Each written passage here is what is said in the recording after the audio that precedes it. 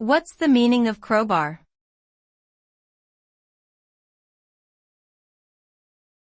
Crowbar.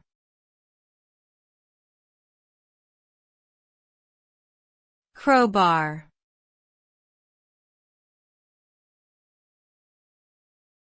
Crowbar.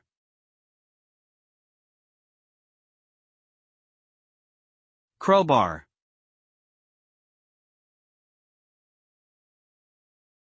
A crowbar is a tool typically made of metal, with one end flattened and angled for prying and the other end curved for pulling. Its primary usage is to pry open or apart objects that are difficult or impossible to manipulate by hand. The term can also be used figuratively to describe a forceful and often crude method of achieving a desired goal or outcome.